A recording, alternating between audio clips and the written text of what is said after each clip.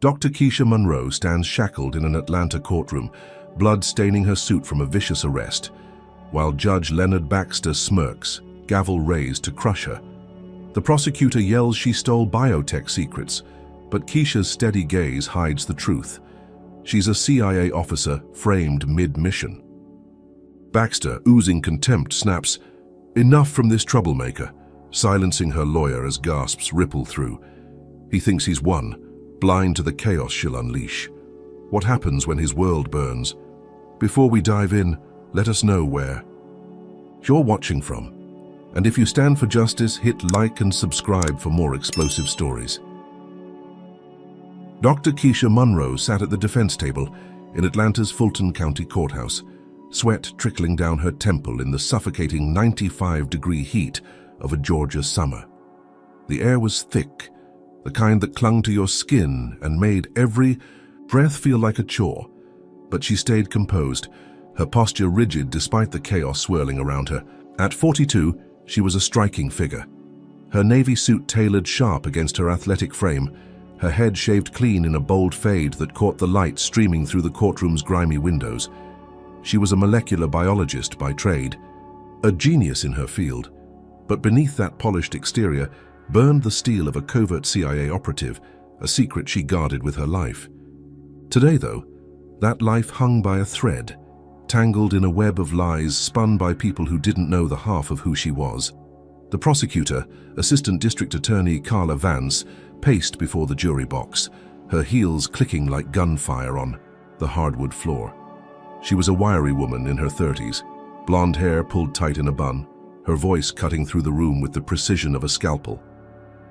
"Dr. Keisha Monroe," she declared, pointing a manicured finger at Keisha, "is a thief, a traitor. She stole critical genetic research from Helix Corp, a company that's saving lives with its breakthroughs." Carla slapped a stack of papers on the table, the sound echoing like a slap. Bank records, $50,000 deposited into an account under her name, timed perfectly with the theft. She sold out her own country for cash. The jury, a mix of tired faces baked by the Atlanta sun, shifted uncomfortably, some nodding along, others squinting at Keisha like she was already guilty. Keisha didn't flinch. She knew the truth. That money was a plant, a sloppy frame job to bury her. Her real mission was far bigger than Carla could fathom. 2 years ago, the CIA had tapped her to infiltrate Helix Corp, a biotech giant suspected of letting a Chinese cartel siphon off DNA-altering tech that could rewrite human genomes into weapons. Keisha had posed as a star researcher, climbing the ranks, gathering intel on the mole inside. She'd been close, so close to cracking it when the trap snapped shut. Someone had flipped the script, pinned the leaks on her, and now she was here, fighting not just for freedom, but to keep her cover intact. Exposure meant death, not just for her, but for the thousands the cartel's tech could kill if it slipped through. Above her, Judge Leonard Baxter presided from the bench, a gaunt 60-year-old relic of the Old South. His buzz cut gleamed under the fluorescent lights, and a Confederate flag tie pin glinted on his chest like a badge of honor. His thin lips curled as he stared down at Keisha, his watery blue eyes narrowing with something that wasn't just disdain. It was personal. "Uppity," he muttered under his breath, loud enough for her to catch but soft enough to dodge the record. He leaned back in his chair, fingers drumming the gavel, a man who'd built a career on locking away people who looked like her without a second thought. His reputation in Atlanta was ironclad, quick rulings, harsh sentences, and a temper that flared when challenged. Today, he seemed to relish the chance to break her. At her side, Greg Tatum, her defense attorney, shuffled papers nervously. He was a lanky man in his 50s, balding with a cheap suit that hung off him like a sack. He'd been assigned last minute, a public defender out of his depth against Carla's polished assault. "Your Honor," Greg started, voice cracking. As he rose, "My client maintains her innocence. These charges are circumstantial at best." Before he could finish, Baxter's gavel slammed down, the crack splitting the air. "Sit down, Tatum," he barked, his drawl thick with irritation. "I've heard enough whining for one morning. This ain't a debate club." Greg sank back, red-faced, while Keisha's jaw tightened, the only sign of the storm brewing inside her. She'd expected this. The discovery files Carla had dumped on them were a mountain of half-truths, encrypted emails she'd never sent, server logs she'd never touched, all doctored to point at her. Every time Carla flung those accusations, it stung like salt in a fresh cut, but Keisha kept her face a mask. She'd trained for this, years of CIA drills honing her to stay cool under fire. Still, the weight of the room pressed in, the jury's stares, the reporters scribbling in the back, the faint whir of a news camera capturing her every twitch. She could feel the narrative hardening against her, a black woman in a white man's system, presumed guilty before she even spoke. Carla kept going, her voice rising as she waved a tablet with glowing charts. Helix Corp trusted Dr. Monroe with their most sensitive projects, gene editing formulas, disease-resistant strains, the kind of science that could change the world. And she betrayed them, sold it to the highest bidder. She paused, letting the silence sink in, then turned to the jury. You'll see the evidence. Wire transfers, digital fingerprints. She abused her position, and now she sits there acting like she's above it all. The jurors murmured, a few nodding again, their skepticism hardening into something uglier. Keisha's fingers twitched on the table, itching to grab that tablet and smash it over Carla's head, not because of the lies, but because of how easy they stuck. She'd seen it before, the way a room turned on you when your skin didn't match their expectations.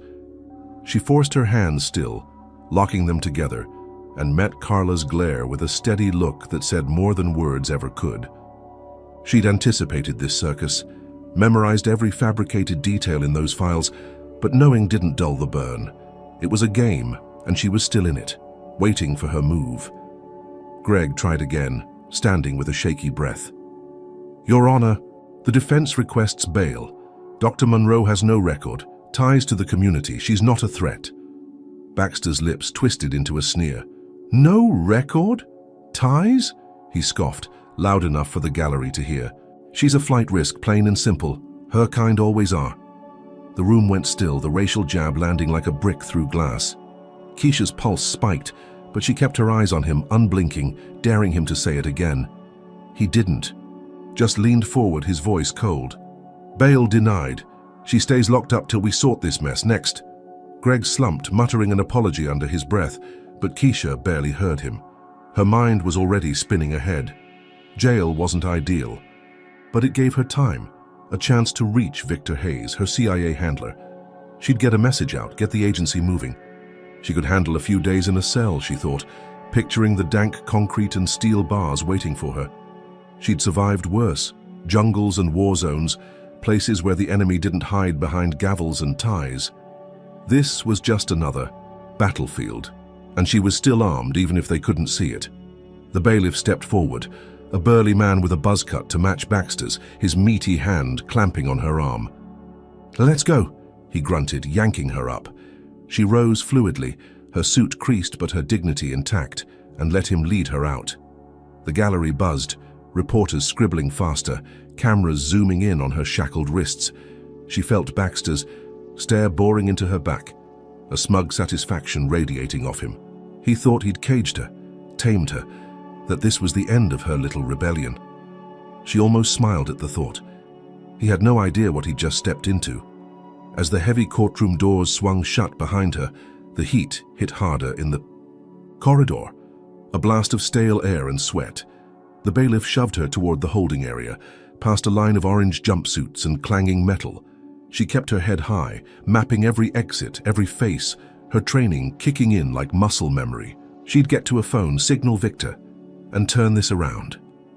That was the plan, clean and simple, her lifeline in the chaos.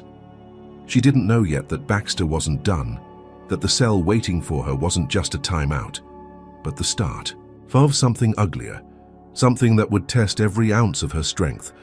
The truth was, Keisha wasn't just fighting Carla's lies or Helix Corp's setup. She was up against a system that saw her as less before she even opened her mouth, a judge who'd already written her sentence in his head. Baxter's muttered uppity echoed in her ears, a promise of what was coming. She'd expected resistance, but not this raw personal hatred, not this fast. It fueled her, sharpened her, a reminder of why she'd taken the CIA gig in the first place. She wasn't here to lose, not to him, not to anyone. But as the cell door loomed ahead, she couldn't shake the feeling that the real fight was just beginning, and it was about to get a whole lot bloodier. The cell door at Fulton County Jail slammed shut behind Dr. Keisha Monroe, with a clang that reverberated through the concrete walls, locking her into a 6x8 box that reeked of mildew and despair. The air was damp, heavy with the sour tang of unwashed bodies and the distant echo of shouts from other inmates. She stood in the center, wrists still sore from the cuffs, her fractured left one throbbing from the arrest's brutality. At 42, she'd faced worse than this. CIA ops in crumbling cities and jungle hellholes. But something about this place, this moment, felt like a vice tightening around her chest. She took a slow breath, steadying herself. This was just a pit stop, she told herself. She'd get a message to Victor Hayes, her handler, and the agency would pull her out. Simple, clean. What could go wrong in a few hours? The cell was bare. A rusted bunk bolted to the wall, a stained mattress thinner than a paperback, and a toilet that looked like it hadn't been scrubbed since the 90s. Graffiti scratched into the paint spelled out curses and names, a ledger of lost souls. Keisha paced 3 steps one way, 3 back, her mind already working the angles. She needed a phone, a guard she could bribe, something to signal Victor. She'd been trained to adapt, to turn any situation into a weapon, and this was no different. She flexed her fingers, wincing at the pain shooting up her arm, and replayed Baxter's sneer in her head. Her kind always are. That racist jab was a match to dry grass, and she was ready to burn it all down. But first, she had to survive this cage. 2 hours in, the steel door rattled, and 2 white guards swaggered in, their uniforms stretched tight over beer guts and egos. The taller one, a slab of a man with a crooked nose, grinned, his teeth yellowed from chew. "Heard you're a problem," he said, voice low and thick with menace. The shorter one, wiry with a buzz cut and a scar slicing his eyebrow, cracked, his knuckles. "Judge Baxter says you're trouble. Told us to keep an eye on you." Keisha stood still, meeting their stares, her pulse steady, despite the threat rolling off them like heat off asphalt. Baxter's cronies, no doubt, sent to make her first night a lesson. How far would they take it? Crooked Nose stepped closer, his breath sour with coffee and spite. "You think you're tough, huh? Big shot doctor?" Before she could answer, he slammed her into the wall, her fractured wrist screaming as it hit. Concrete. She grunted, pain exploding up her arm, but kept her feet refusing to crumple. Scarface laughed, a sharp barking sound, and yanked a shank from his pocket, a jagged blade whittled from a spoon. "Oops," he said, tossing it onto her bunk with a clatter. "Looks like we got a fighter here." Keisha's eyes narrowed, a setup. They were planting evidence, Baxter's orders written all over it. Could she talk her way out before it stuck? She straightened, ignoring the fire in her wrist. "You're sloppy," she said, voice calm, cutting. "That's not mine. And you, know it? Cameras catch everything these days." Crooked Nose smirked, unfazed. "Ain't no cameras in here, sweetheart, just you and us." He swung again, a fist aimed at her gut, but she sidestepped, years of training kicking in. She grabbed his arm, twisting it back, and he howled, stumbling into Scarface. For a split second, she thought she'd won, could disarm them, take control. Then Scarface lunged, his boot slamming into her knee, dropping her to the floor. Pain flared, but she bit it back, glaring up at them. How much worse could this get? They hauled her up, dragging her down a dim hall, her knee buckling with every step. The jail was a maze of flickering lights and slamming doors, a chorus of yells bouncing off the walls. She memorized the layout, counting turns, mapping exits, even as her body ached. They shoved her into a small room, a disciplinary board waiting on a grainy video screen. Judge Baxter's face filled it, his buzz cut stark against the courthouse backdrop, his grin wide and predatory. "Well, well," he drawled, voice dripping with glee. "Caught with a weapon already. I knew you were no good." Keisha's stomach twisted. He'd planned this, turned a night in jail into a noose. What was his endgame? She opened her mouth to fight back. "That shank's not mine. Your guards planted it, and I can prove it." Her voice was steel, unshaken, laying out the truth like a gauntlet. Baxter's grin faltered, just for a second, then hardened. "Lying again, are we? Typical." He nodded to someone off-screen, and the guards chimed in, their voices overlapping in a rehearsed lie. "She swung at us," Crooked Nose said, rubbing his arm for effect. "Threatened to cut us up," Scarface added, smirking. Keisha's fists clenched. She'd exposed their game, but they twisted it, made her the aggressor. Could the system be this rotten? Baxter leaned closer to the camera, his eyes glinting with malice. 30 days added to your time, Monroe. Solitary. Maybe that'll teach you some respect." The screen blinked off, leaving her with the guard's snickers and the echo of his words. 30 days. A month in a black hole, cut off from Victor, from any chance to fight back. She'd thought calling their bluff would rattle them, but Baxter had doubled down, his hatred a sledgehammer. The guards grabbed her again, dragging her to a solitary cell, a concrete tomb barely wider than her shoulders. They shoved her in, the door slamming shut with a finality that shook her bones. Was this where it ended? Inside, the darkness swallowed her, the only sound her own breathing, ragged but controlled. The walls were slick with damp, the air so thick it felt like drowning. She sank onto the floor, her knee swollen, her wrist a pulsing agony. She'd bought time, she'd thought, a chance to regroup, but Baxter had turned it into a war. That note, though, slipped under the door as the guards left, changed everything. She fished it from her pocket, unfolding it with trembling fingers. Scrawled in black ink were 5 words: "We know who you are." Her blood ran cold. Not just a beating, not just a frame-up. Someone knew she was CIA. Who'd cracked her cover? She crushed the paper in her fist, mind racing. Helix Corp, Baxter, a mole inside the agency. The note was a grenade, and she didn't know who'd pulled the pin. She'd survived the guards' ambush, turned their attack into a chance to expose them, but this was bigger, deadlier. Her plan to signal Victor was still alive. She'd find a way, but now every move was a gamble. Baxter thought he'd broken her, locked her away to rot, but he'd just lit a fuse. She leaned against the wall, forcing her breathing to slow, her training anchoring her in the chaos. What kind of hell was waiting when that door opened again? This beating, this frame-up, it wasn't random. Baxter's contempt wasn't just personal. It was a weapon, wielded with precision to crush her before she could fight back. The guards' slurs, their fists, the shank, all of it screamed racism, a system rigged to see her as a threat, not a person. She'd faced prejudice before, but this was a machine, grinding her down with every turn. She closed her eyes, picturing Baxter's smug face, and vowed he'd pay. But that note gnawed at her. If her cover was blown, this wasn't just about surviving jail. It was about surviving what came next. Could she outsmart them before they struck again? Think Baxter's a coward hiding behind his gavel. Comment number 1 if you agree he's a spineless thug who deserves what's coming. Drop a number 2 if you think Keisha should have taken those guards down harder. Like this video if you're rooting for her to burn this corrupt system to the ground. And subscribe to catch every twist as she fights back. Share it with anyone who's ever faced a rigged game and refused to break. What do you think Keisha's next move should be? Who slipped that note? And what's there? Play? Stick around because the answer's about to hit like a freight train. Will she escape this trap, or is it already too late?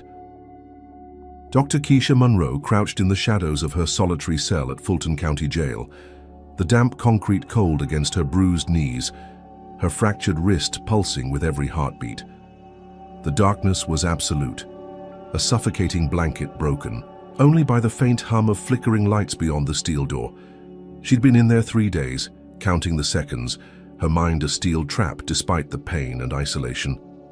That note, "We know who you are," still burned in her thoughts, a splinter she couldn't pull out.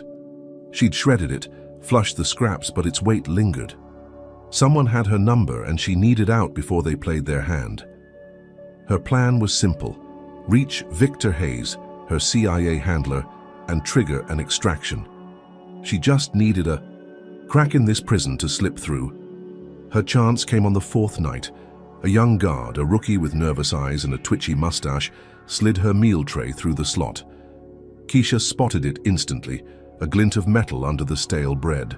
A burner phone, no bigger than a matchbox, its edges scratched from smuggling. Victor's work, she knew it. He'd found a way, greased a palm, gotten her a lifeline.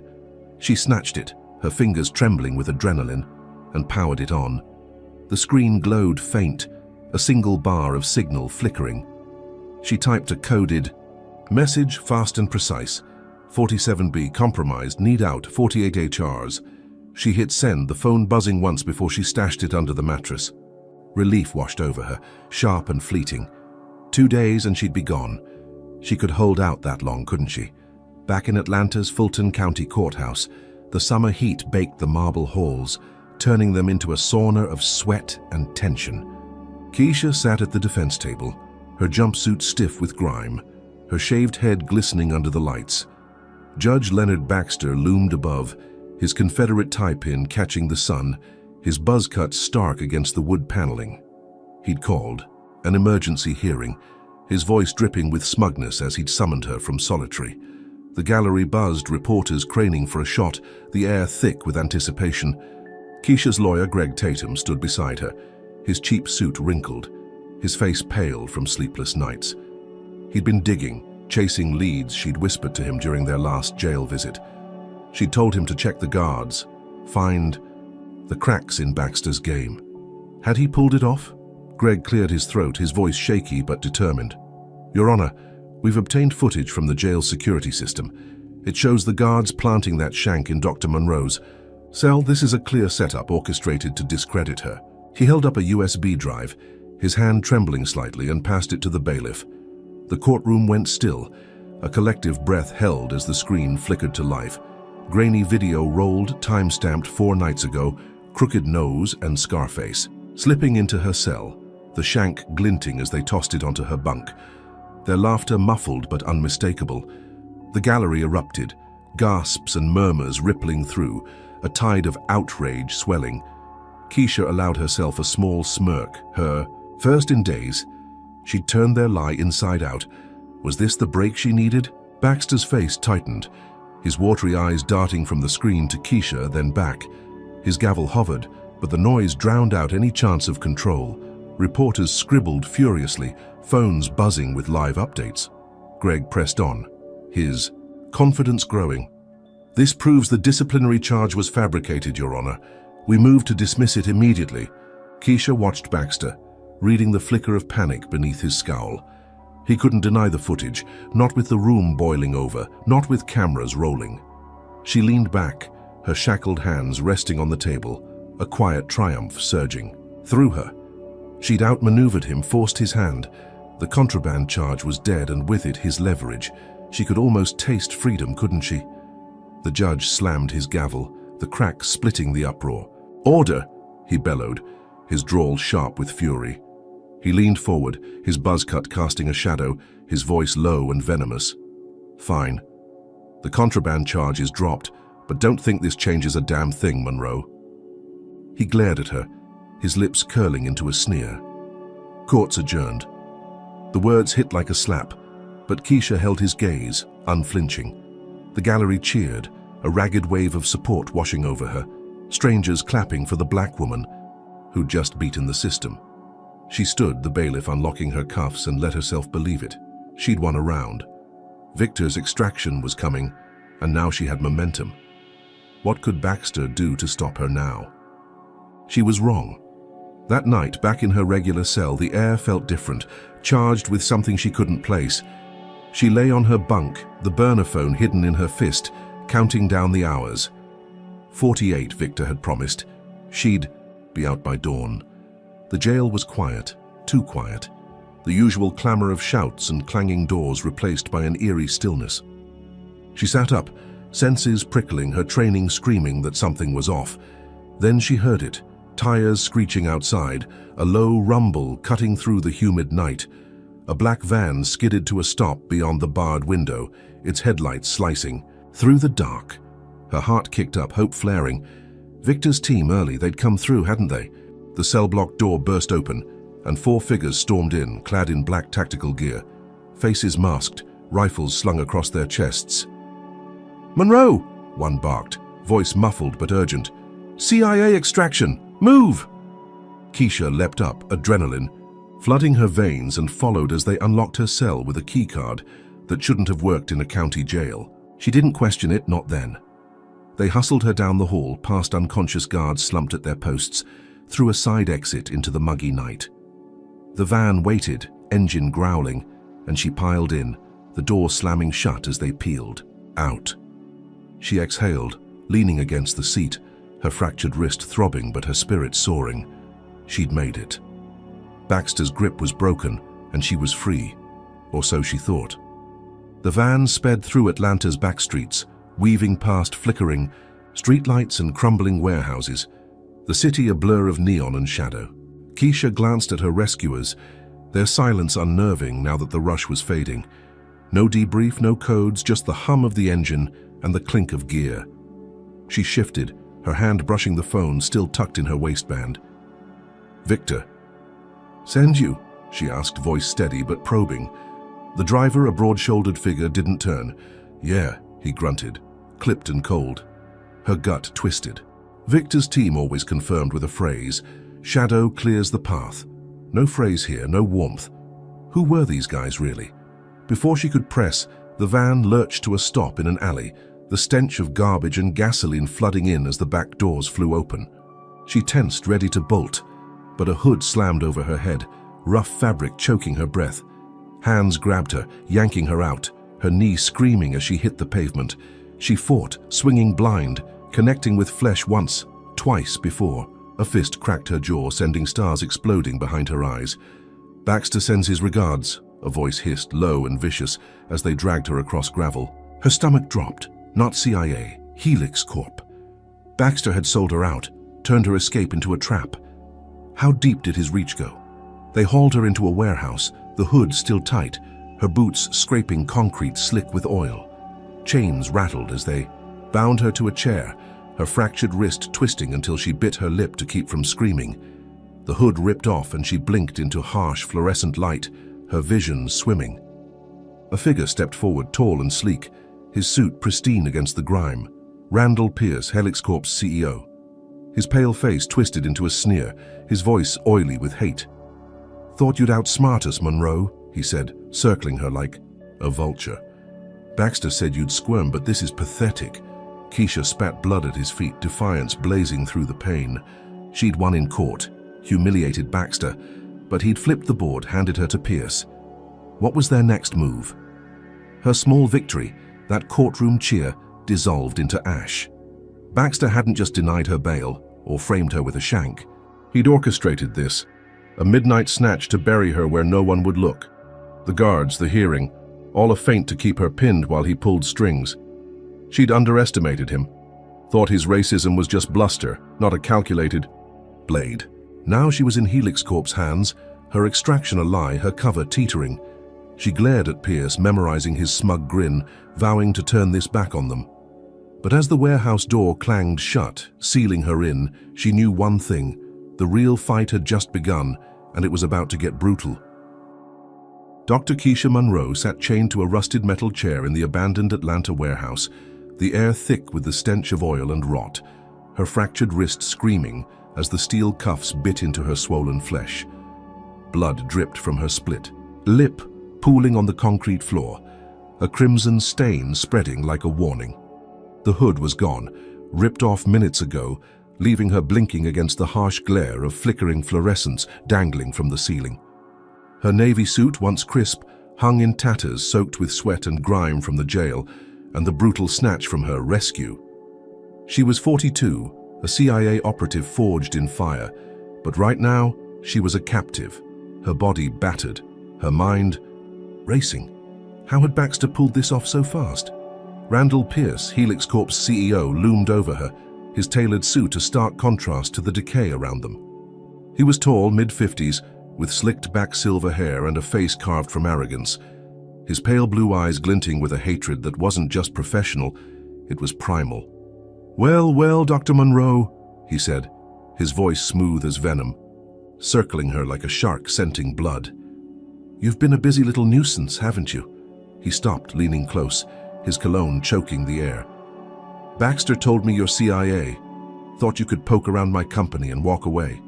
You'll pay for crossing white men who built this country." Keisha's jaw tightened, his racist bile igniting a spark deep in her gut. She'd faced bigots before, but this was a new level of raw, unfiltered spite. She met his gaze, her brown, eyes steady despite the pain throbbing through her knee and wrist. "So you're a fool, Pierce," she said, her voice low, cutting through his smugness. "You think Baxter's your puppet? He's playing you too." It was a guess, a jab to rattle him, but his flinch told her she'd hit something. He recovered. Fast, his sneer twisting into a snarl. "Big talk for a woman in chains," he spat, nodding to the three goons behind him. They were Helix Corp muscle, hulking figures in black gear, faces scarred and blank, tools of his will. One cracked his knuckles, the sound echoing like a gunshot. What was Pierce planning to squeeze out of her? He stepped back, folding his arms. "We know you're here to sniff out our little side deals. The Chinese cartel's paying top dollar for Helix Corp's DNA tech, and you're the fly in the ointment. So tell me, Agent Monroe, what's your mission? Who've you told?" Keisha stayed silent, her lips a thin line, her training locking her down. She'd infiltrated Helix Corp 2 years ago to stop that exact leak, posing as a researcher to trace the mole feeding gene editing formulas to foreign hands. She'd been close, had names, dates, encrypted files, all locked in her head. No way she'd give it up to this slime, but how long could she hold out? Pierce sighed, theatrical and cold. "Fine, we'll do this the hard way."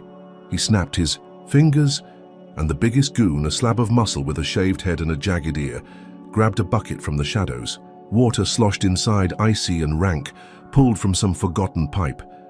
"You black folks always think you're tougher than you are," Pierce said, his voice dripping with contempt as he watched.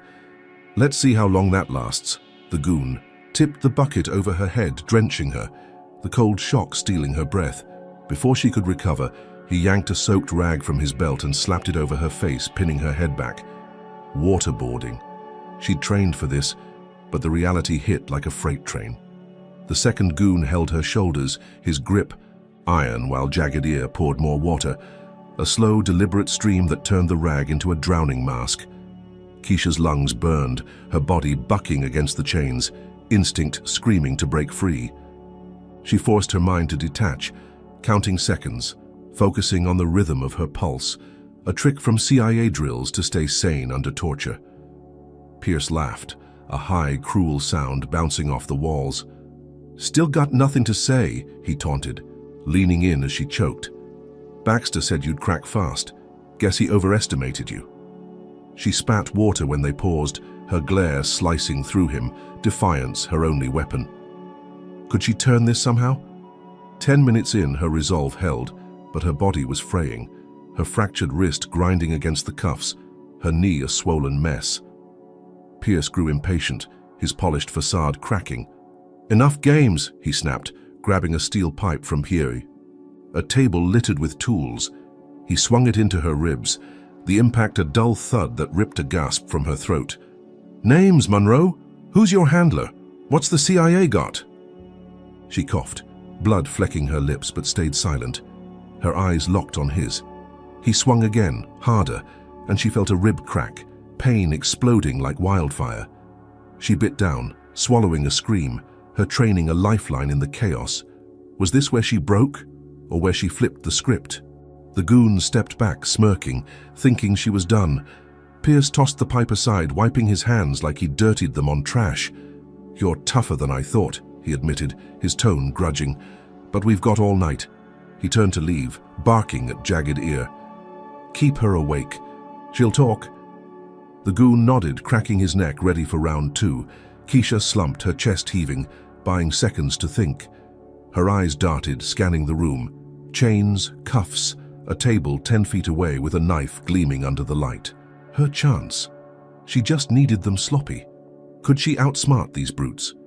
Jagged Ear turned to grab more water, his back to her for a split second. She moved, silent and swift, her training overriding the pain. She twisted her good hand, slipping. It threw the cuffs slack, the fractured wrist popping free with a jolt that nearly blacked her out. She lunged, snatching the knife from his belt as he spun back, shock widening his eyes. She drove it into his thigh, deep and fast, and he roared, collapsing as blood sprayed. The other two charged, but she rolled under the chair, using it as a shield. Her cracked rib a white-hot agony. She slashed the second goon's ankle, dropping him, then bolted for the door. Was freedom this close? She hit the warehouse exit, a rusted slab that groaned as she shoved it open, spilling into Atlanta's humid night. Sirens wailed in the distance, faint but growing, the city a maze of shadows and neon. She ran, her knee buckling, blood trailing from her lip, her suit a shredded rag. She'd escaped, outsmarted Pierce's torture squad, left them bleeding and cursing. Her chest swelled with a grim triumph, a predator's thrill after a kill. She ducked into an alley, panting, thinking she'd won, that she could vanish, reach Victor, turn this around. Then the news hit, a TV blaring from a pawn shop window. Fugitive cop killer Dr. Keisha Monroe escapes custody. Baxter's voice followed, smug and loud. Armed and dangerous, shoot on sight. Her stomach dropped, the victory souring to ash. Baxter hadn't just handed her to Pierce, he'd framed her for murder, cops dead in that fake extraction, pinned on her. Her face flashed on screen, a mugshot twisted into a monster's grimace plastered across every channel. She was a fugitive now, hunted by every badge in Georgia, Pierce's goons, and who knew what else. She'd escaped the warehouse, beaten. The odds. But Baxter had flipped the game again, his racism a noose tightening with every broadcast. She pressed against the alley wall, her fractured wrist cradled, her mind racing. She'd survived, but at what cost? Pierce's racist taunts echoed in her skull, his white men who built this country line a dagger that kept twisting. Baxter's manhunt was no accident. It was personal, a Southern judge wielding power to crush a black woman who dared defy him. She'd thought the courtroom was the battlefield, then the jail. But this was war, raw and sprawling, with no rules, but survival. She wiped blood from her chin, vowing they'd pay Pierce, Baxter, all of them. But as sirens closed in, she knew one thing. Her escape wasn't freedom. It was a death sentence with her name on it. How long could she run before they caught her? Feel like Baxter's a snake who deserves to choke on his own lies? Comment. Number 1 if you're with Keisha, ready to see him fall. Drop number 2 if you think Pierce's torture crossed a line even scum shouldn't touch. Like this video if you're hooked on her fight against this racist cesspool, and subscribe to catch every brutal twist. Share it with anyone who's ever outrun a trap just to face a bigger one. Now picture this. Keisha's loose, bleeding, hunted, with her face on every screen. Can she dodge the manhunt long enough to strike back? Or will Baxter's next move bury her for good? Stick around. The answer's coming, and it's gonna hit hard. Dr. Keisha Monroe crouched in the dim glow of a rundown motel room off Atlanta's I-85, the air thick with the stink of mildew and cheap bleach, her fractured wrist trembling as she stitched a gash on her thigh with a sewing kit scavenged from the front desk. Blood crusted her torn suit, her shaved head slick with sweat from the 90-degree night, her cracked rib a constant ache with every breath. She was 42, a CIA operative trained to vanish, but now she was a ghost in her own city, hunted by cops, Helix Corp goons, and a public that saw her as a cop-killing monster. The TV flickered in the corner, muted, her mugshot plastered across the screen, Judge Leonard Baxter's voice looping, armed and dangerous. She'd escaped Pierce's warehouse, beaten his torture. But this was a new cage, one she couldn't punch through. She'd ditched the alley after the news broke, weaving through back streets, stealing a hoodie from a dumpster to hide her face. The motel was a last resort, cash only, no questions, the clerk too stoned to care. She'd locked the door, shoved a dresser against it and collapsed onto the sagging bed, her mind racing. She needed Victor Hayes, her handler, needed the CIA to pull her out of this spiral. The burner phone from jail was gone, lost in the warehouse. Fight? But she'd memorized a fallback, a dead drop frequency, old-school radio static only the agency used. She pried a rusted radio from the nightstand, twisting dials until a crackle broke through. 47B, alive. Need extraction, she whispered, voice hoarse, then waited, praying the signal reached him. Victor's response came an hour later, a burst of static morphing into his gruff baritone.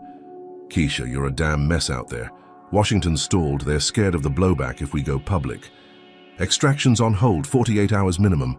Her stomach sank, the words a punch to her cracked rib. 2 days as a fugitive, with her face on every billboard. She'd be dead or caged by then.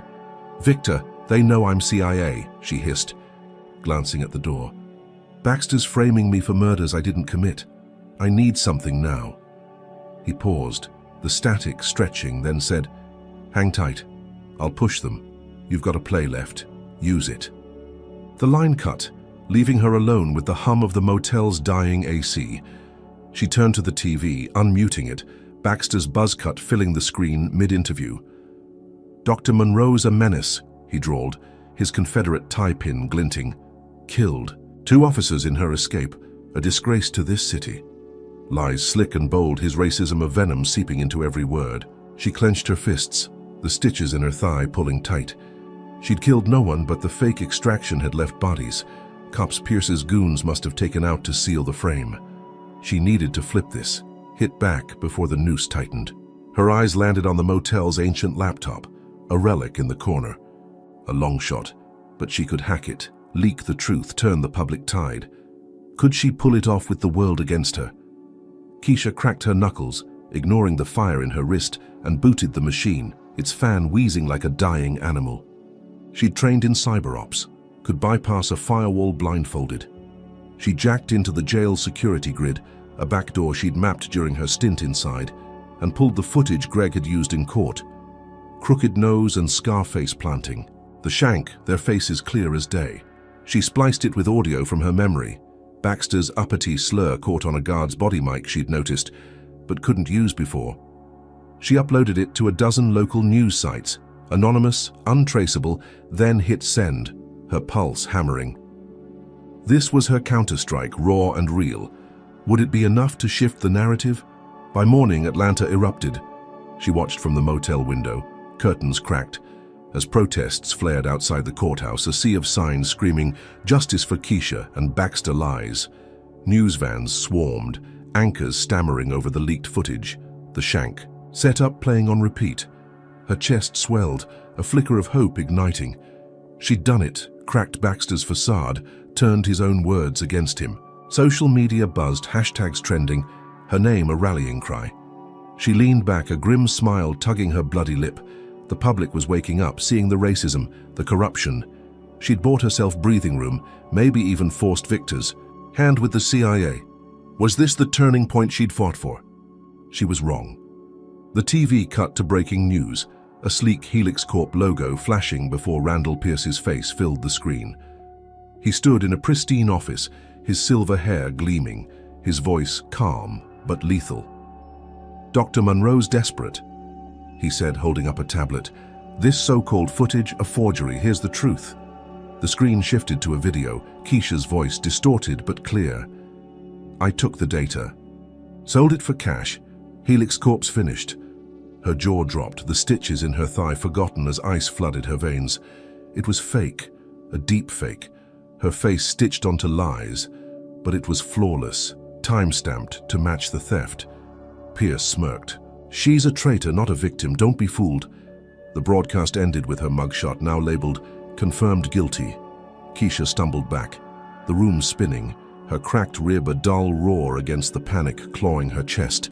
Pierce had countered her leak with a sledgehammer, his money and tech burying her truth under a landslide of deception. She flipped channels, every station parroting his line, the protest footage replaced by burning effigies. Crowds outside the motel now chanting, "Traitor," and "Lock her up." Her victory, her moment, shredded in hours. She'd thought the public would see through Baxter's hate, but Pierce had flipped them, turned her into the enemy. She grabbed the radio, hissing to Victor, "They've got a fake tape. I'm drowning out here." Static answered, then his voice grim, "We're trying, Keisha. Hold on." The motel door rattled, a fist pounding, then boots kicking. "Monroe! Open up!" Cops, their voices sharp with fury, drawn by the broadcast, the mob's rage. She'd hacked the system, sparked a movement, but Pierce's deepfake had turned it toxic, a tidal wave crashing back on her. She snatched the laptop, smashing it against the wall, erasing her tracks, then bolted for the window.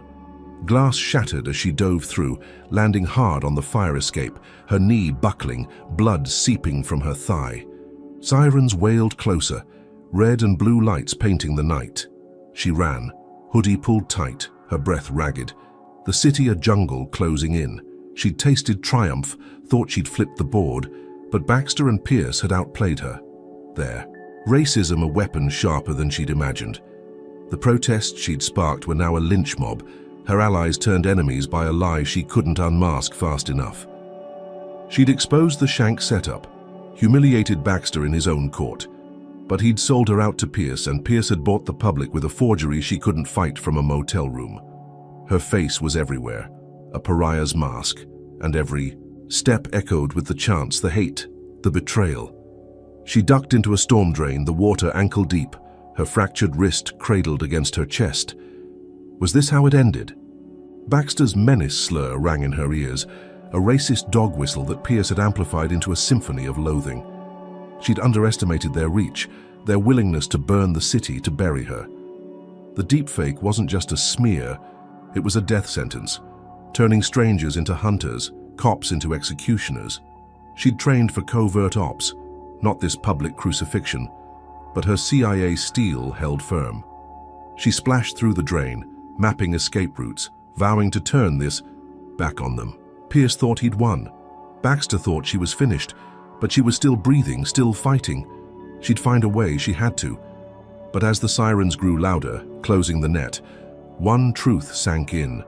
Her win had made her the most hated woman in Atlanta, and the real war was just starting. Dr. Keisha Monroe waded through the ankle-deep muck of an Atlanta storm drain, the rancid water soaking her torn sneakers, her fractured wrist cradled against her chest as pain lanced through her cracked rib with every step. The tunnel was a dank coffin, its concrete walls slick with slime, the air heavy with the stench of sewage and rot.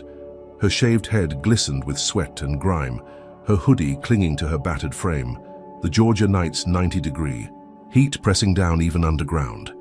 She was 42, a CIA operative forged in shadows, but now she was a fugitive, her face a curse on every TV screen, hunted by cops and a mob baying for her blood. She'd escaped Pierce's torture, flipped Baxter's frame up with a leak, only to see it backfire into this nightmare. How much deeper could this hole get? She'd bolted from the motel an hour ago, the cops' kicks splintering the door as she'd crashed through the window, her knee screaming from the landing. The city was a trap now, sirens wailing like hounds, her deepfake confession turning allies into enemies. She needed sanctuary, a lifeline, and she knew one place left, Mount Zion Baptist, a black church in Vine City, 5 miles west. Pastor Lena Brooks ran it, a fierce woman who'd sheltered Keisha's family decades back when floods took their home. If anyone could hide her, it was Lena. She slogged through the drain, mapping the route, her training keeping her steady despite the exhaustion clawing at her. Could she make it before the net closed? 2 miles in, she surfaced near a rusted grate, the night air a slap of humidity and diesel fumes. She climbed out, hoodie pulled low, and limped through back streets, past boarded-up shops and flickering streetlights. The church loomed ahead, its steeple a beacon against the neon sprawl, its brick walls weathered but proud. She slipped through a side door, the scent of polished wood and hymnals washing over her, a fleeting comfort. Lena was there, 60 and wiry, her silver braids glinting under the sanctuary lights. "Keisha," she whispered, eyes wide with shock, then softening. "Lord child, what have they done to you?" Keisha collapsed onto a pew, her breath ragged. "I need help, Lena. They're after me." Lena didn't hesitate, locking the doors, drawing curtains, her voice a steel lifeline. "Though you're safe here, tell me what you need." Keisha exhaled, relief flooding her battered body. "A phone, secure line? I've got a handler, Victor Hayes, CIA. He's coming tomorrow." Lena nodded, fetching a burner from her office. "It's plastic scratched but functional." Keisha dialed, her fingers trembling, and Victor's voice crackled through. "Keisha, you're alive. Good. I've got clearance. I'll testify in court tomorrow. Blow this open." "Stay put." She grinned, a spark of hope igniting. Sanctuary, a plan, a way out. Was this finally her foothold? She rallied Lena's deacons, 3 grizzled men who'd seen Atlanta's worst, and laid out her play. Hold the church, wait for Victor, then hit Baxter and Pierce with the truth. They nodded, fists clenched, ready to guard her with their lives. She felt it, a surge of strength, a community lifting her when the city had turned its back. She slept fitfully on a pew, dreaming of Baxter's gavel cracking, Pierce's smirk fading. Dawn broke, the church quiet, her fractured wrist throbbing but her spirit steel. Victor would come. The CIA would back her, and she'd walk into that courtroom with proof. She'd outlasted the manhunt, turned a hideout into a fortress. Could anything break this now? She was wrong. At 8, shouts erupted outside, a roar of engines and breaking glass. Keisha bolted upright, peering through a slit in the curtains. A dozen trucks circled the church, white men in hoodies and caps, faces twisted with rage, hurling Molotov cocktails. Flames licked the wooden steps, smoke billowing as the mob chanted, "Burn the traitor." Lena grabbed a shotgun from the vestry, her eyes blazing. "They ain't taking you, Keisha." The deacons barricaded doors, but the fire spread fast, crackling up the walls, the sanctuary a tinderbox. Keisha's gut twisted. Baxter's allies, his racist dogs unleashed to torch her refuge. How had they found her so quick? She coughed, smoke stinging her lungs, and grabbed Lena's arm. "We've got to move." They smashed a back window, the glass shattering into the alley, and stumbled out, flames roaring behind. The mob spotted them, a howl rising as they charged, bats and chains swinging. Keisha fought, her good fist cracking a jaw, her training a blur of motion, but her knee buckled, slowing her. She dragged Lena clear, the pastor's shotgun blasting a warning that scattered the pack. They ran, the church collapsing in a fireball, its steeple crashing like a fallen giant. Keisha's heart sank, her sanctuary ashes, but she'd saved Lena, escaped again. Was this her last stand turned to dust? Then it hit, a sniper's bullet grazing her shoulder, a hot streak of pain that spun her into a dumpster. She yelped, blood soaking her hoodie, and ducked low, scanning the rooftops. A glint of steel, a shadow moving, Pierce's kill squad, not the mob. Baxter had tipped them, turned her hiding spot into a kill zone. Lena pulled her behind a car, her voice fierce. "Keep moving, girl!" Keisha gritted her teeth. The bullet wound a fire in her flesh, her cracked rib a drumbeat of agony. She'd rallied allies, thought she'd held the line, but Pierce's assassins were closing in. Baxter's reach a noose she couldn't slip. How much more could they take from her?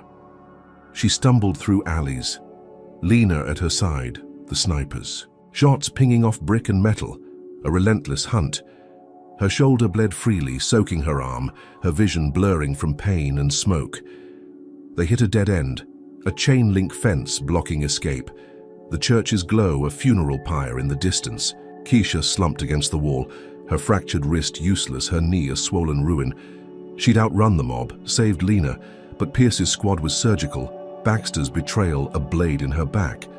She'd thought Victor's promise was her lifeline, the church her shield, but now she was bleeding out, cornered in a city that wanted her dead. Was this the end of her fight? The racism wasn't just words now, it was fire and bullets. Baxter's hate a wildfire he'd stoked through Pierce's hands. The mob wasn't random, it was his, a lynch crew summoned by his traitor lies. The sniper his insurance when the flames failed. She'd faced systemic bias in court, jail, torture, but this was a war machine, grinding her down with every turn. She pressed her good hand to her shoulder, blood seeping through her fingers, and forced her mind to focus. She'd lost the church, nearly lost Lena, but she was still alive, still CIA. She'd find a way, turn this ambush into a weapon. But as footsteps closed in, shadows lengthening, she knew one thing. Her safety was a mirage, and the real hell was just beginning. Think Baxter's a gutless coward for burning a church to get Keisha. Comment number 1 if you're raging at his racist vendetta. Drop number 2 if you reckon Pierce's sniper deserves a taste of his own. Lead. Like this video if you're gripped by Keisha's fight against these monsters, and subscribe to see her claw back from the edge. Share it with anyone who's ever stood tall when the world turned dark. Now imagine this. Keisha's bleeding, cornered, her sanctuary ash, with killers on her tail.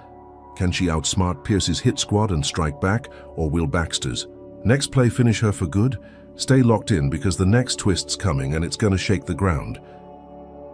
Dr. Keisha Munro slumped against the chain-link fence in an Atlanta alley, blood oozing from the sniper's graze on her shoulder, her fractured wrist a throbbing wreck cradled against her cracked rib.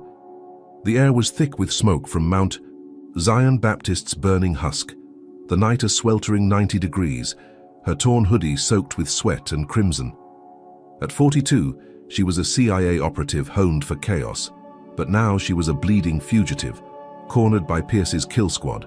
Pastor Lena panting beside her, shotgun trembling in her grip. The church's collapse still echoed in Keisha's ears. Baxter's mob a racist inferno that had torched her sanctuary. She'd rallied allies, thought she'd held the line, only to see it crumble. How much more could they strip away? Footsteps crunched closer, shadows stretching from the alley's mouth, Pierce's assassins closing in. Keisha's eyes darted, spotting a rusted dumpster lid propped against the fence, a slim chance. "Lena, cover me," she hissed, shoving the lid aside with her good arm, pain searing through her shoulder. She clawed at the fence's base, prying it up, her cracked rib a white-hot spike with every move. Lena fired a blast into the dark, the boom scattering the hit squad, buying seconds.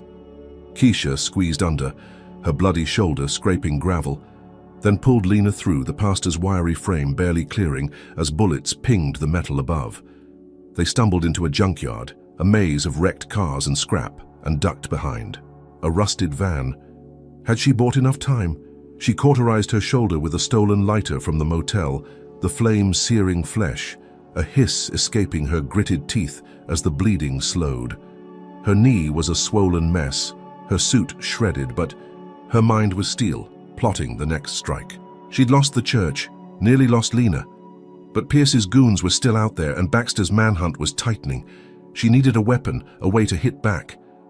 Across the yard, headlights flared, a Helix Corp convoy rolling through. 3 black SUVs loaded with guards and files, likely intel on their cartel deal. Her pulse spiked, a predator's instinct kicking in. Could she turn their arrogance into her leverage? Keisha limped forward, Lena whispering, "You're crazy, girl." But following, shotgun ready. She timed it, waiting as the convoy slowed.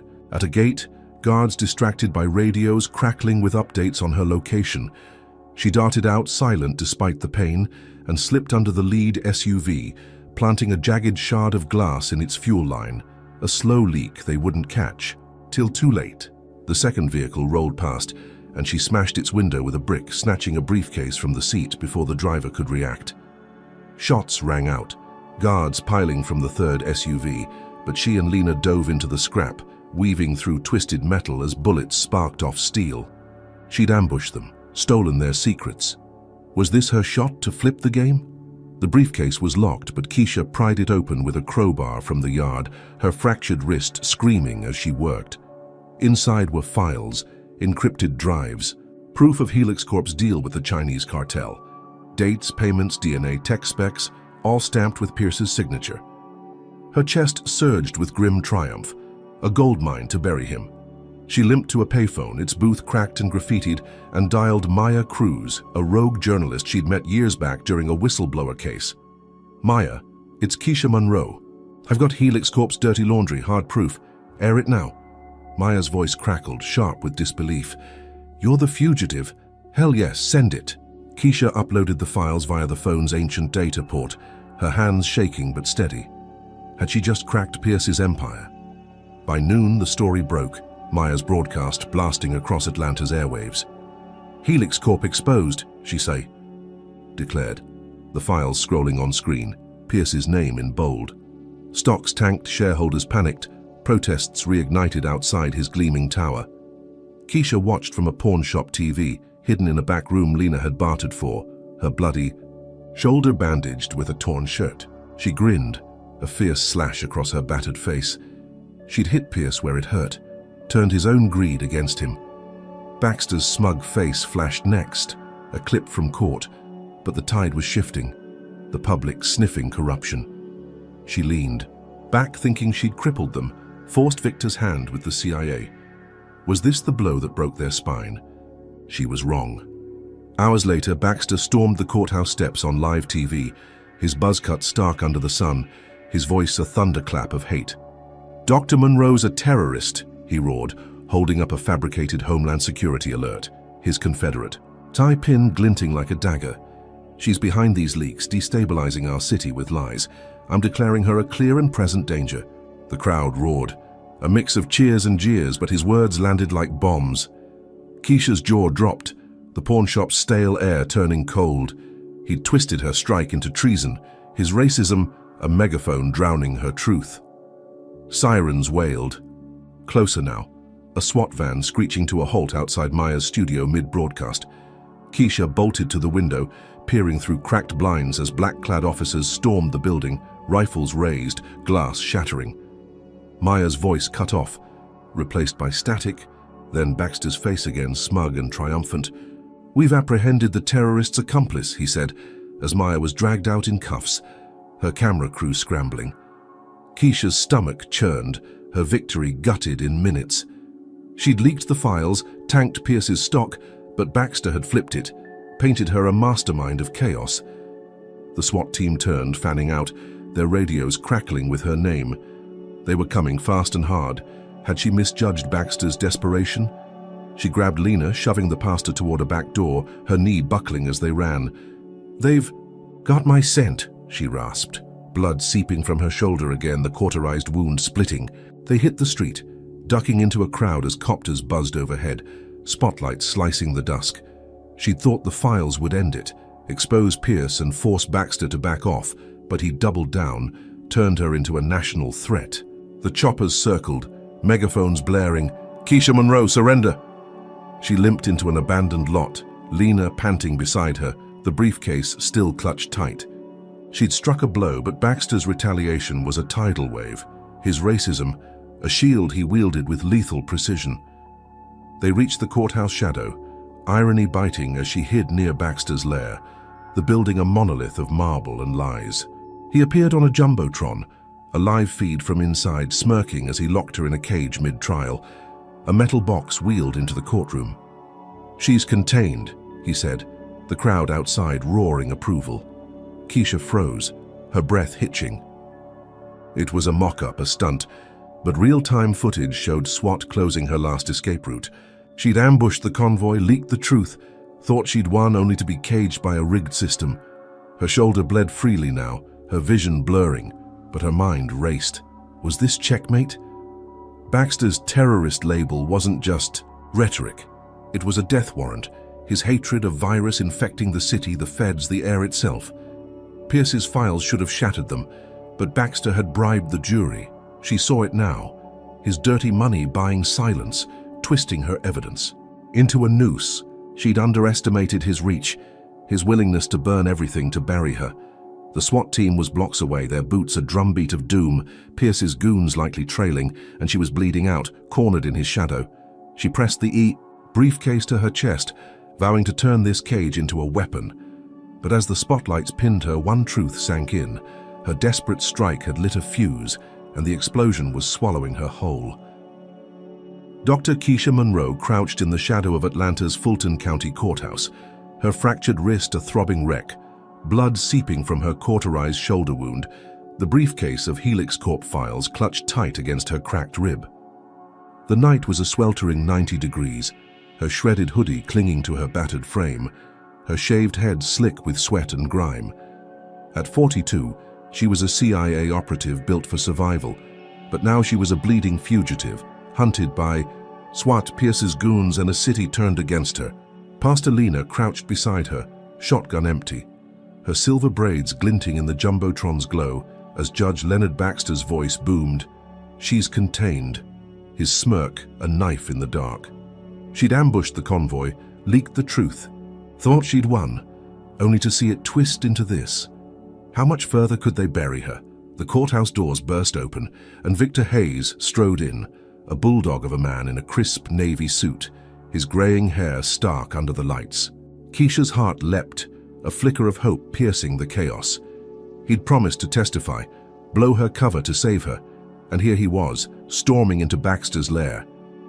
She limped closer, peering through a shattered window as he took the stand, his voice steady over the chaos.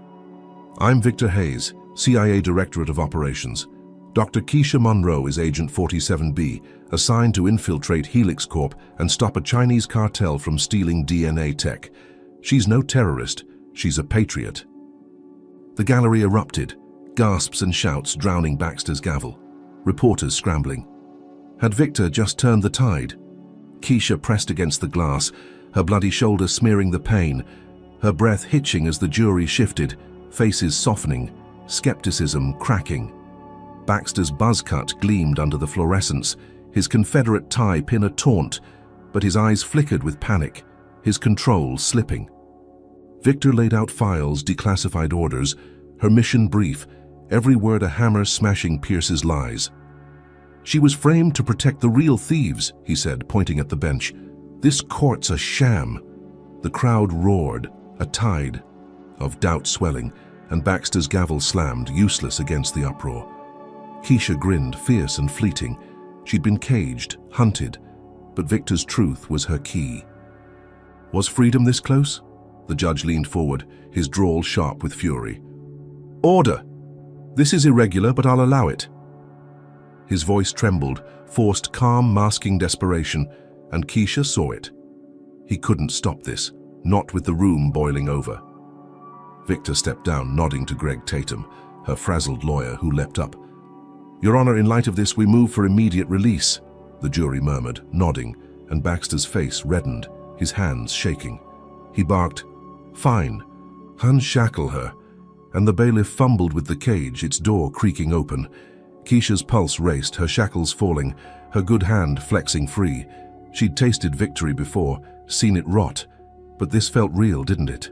She stepped out, the courtroom a blur of noise and heat, her knee buckling but her spine steel.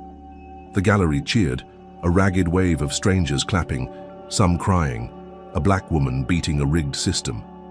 Victor caught her eye through the window, a rare smile cracking his stern face, and she nodded back, relief flooding her battered body. She'd survived Pierce's torture, Baxter's manhunt, and now she was free, the CIA's weight behind her.